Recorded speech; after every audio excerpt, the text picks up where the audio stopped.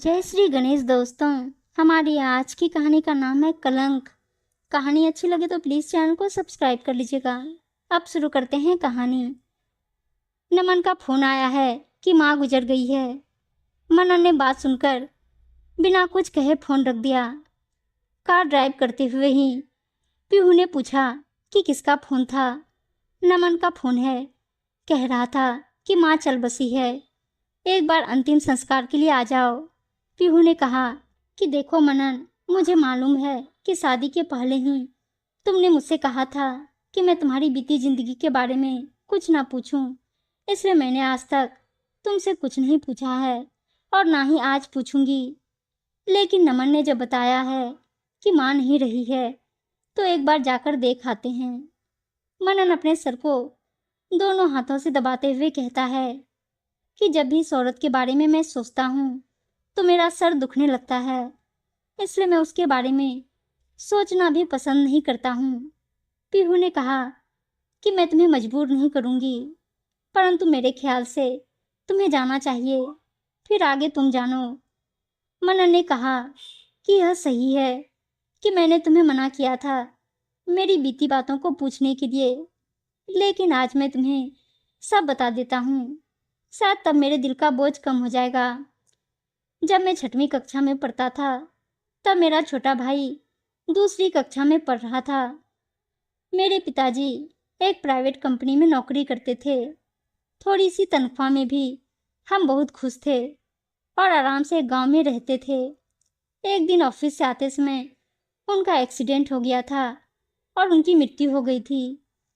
हमारे नाना के घर से या हमारे दादा के घर से हमें कोई मदद नहीं मिली थी। माँ ने ही हिम्मत करके पिताजी के आए हुए पैसों से कुछ महीनों तक घर चलाया था। हमारे ही स्कूल के एक मास्टर जी थे जिनका नाम श्याम सुंदर जी था। उन्होंने माँ को बच्चों सहित अपने घर में रहने के लिए कहा। बिना शादी के वह उनके घर में नहीं रह सकती है, इसलिए उन दोनों ने मंदिर में जाकर शादी कर ली थी। स्कूल में मुझे लोग चिढ़ाने लगे थे। यह मेरी बर्दाश्त से बाहर हो गया था, तो मैं एक दिन बिना किसी को बताए घर से भाग निकला। उस दिन के बाद मैंने घर की तरफ मुड़कर नहीं देखा। मैं एक घर में काम करने लगा था। उनके बच्चों की किताबों को लेकर उन्हें पढ़ा देता था, छोटे का होमवर्क करा देता था, जिसे देख उन्होंने एक दिन मुझसे कहा, मैं तुम्हें पढ़ने के लिए स्कूल भेजूंगा, तुम पढ़ोगे क्या? मैं पढ़ने के लिए तैयार हो गया। उस दिन से मैंने पढ़ाई पर ध्यान दिया और उस घर के मालिक के कारण मैंने अपनी इंजीनियरिंग की पढ़ाई पूरी कर ली और एक कंपनी में नौकरी करने लगा।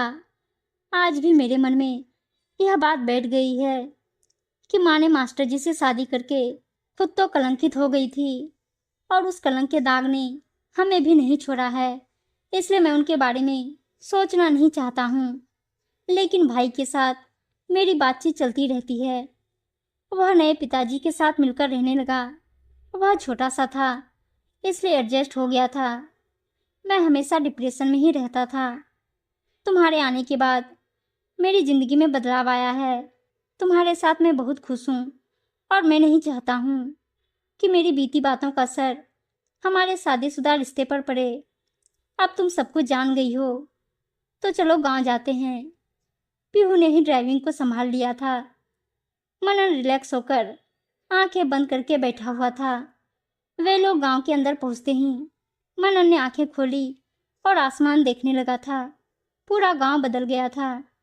इनकी गाड़ी जैसे ही घर के पास पहुंची, सारे लोग उनके पास आकर कहने लगे थे कि अच्छा हुआ आप लोग आ गए हैं, वह आपको बहुत याद करती थी। आपका इंतजार करते हुए ही उनकी मौत हो गई है।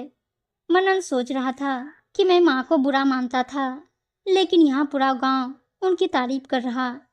मनन माँ के पार्थिव शरीर को अलपलक देखते हुए खड़ा रहा। उसकी आंखों से एक बूंद आंसू भी नहीं गिरा था। भाई उसके गले लगकर रो रहा था और कह रहा था कि भाई पिताजी भी तुम्हारे बारे में रोज याद करके आंसू बहाते थे। मनन ने कुछ कहा नहीं और सारे कार्यक्रम विधिवत पूरा किया। 13वीं खत्म करके वह वापस जाने लगा था तो नमन ने कहा कि भाई पिताजी से भी मिल लो ना।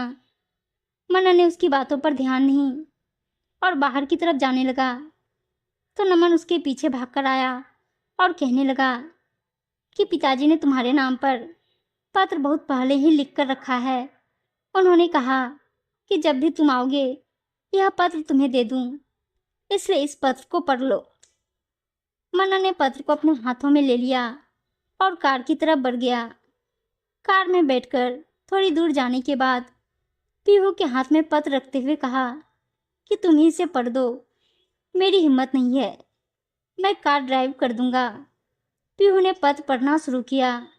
मनन बेटा, मुझे मालूम है कि तुम मुझे पसंद नहीं करते हो, बात सुनना भी नहीं चाहते हो, इसलिए मैं लिखकर तुम्हें जो भी हुआ बताना चाहता हूँ। लेकिन तुम बिना किसी को बताए घर से भाग गए थे। हम दोनों तुम्हारा इंतजार करते रहे पर तुम नहीं आए।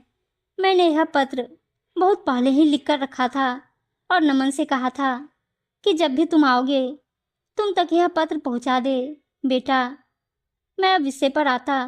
तुम्हें याद होगा, तुम्हारे पिताजी के गुजर जाने के बाद तुम्हारे दादा या नाना की तरफ से किसी ने भी पीछे मुड़कर तुम लोगों की तरफ नहीं देखा था।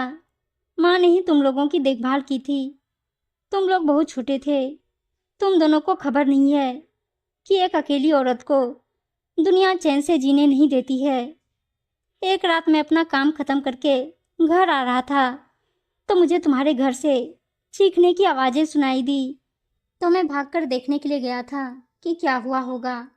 देखा तो हमारे गांव का सरपंच तुम्हारी माँ की इज्जत लूटने की कोशिश कर रहा था।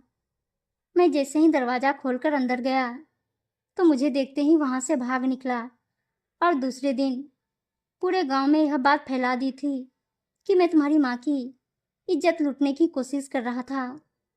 गांव में सबने माँ के माथे पर कलंक का टीका लगा दिया था कि पति के मरते ही दूसरे मर्दों को रिझा रही है। इनकी बातों को सुनकर सहन न करने की वजह से उसने आत्महत्या करनी चाही।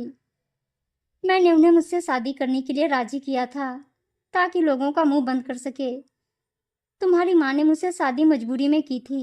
एक बात बताऊं, 5 साल पहले मैं अपनी पत्नी और बेटी के साथ कार में वापस आ रहा था कि हमारा बहुत बड़ा एक्सीडेंट हुआ था जिसमें वे दोनों तो गुजर गए थे और मेरी रीढ़ की हड्डी टूट गई थी।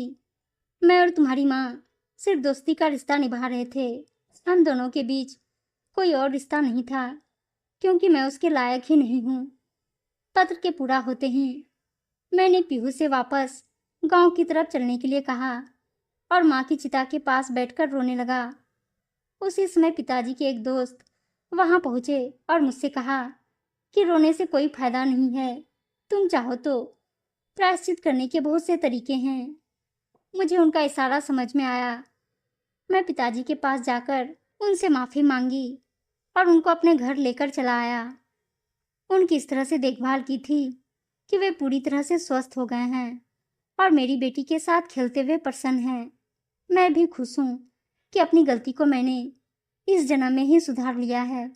उम्मीद है दोस्तों कहानी अच्छी लगी होगी और अच्छी अच्छी कहानियाँ सुनने के लिए चैनल को सब्सक्राइब और वीडियो को लाइक से ज़रूर कर दीजिएगा।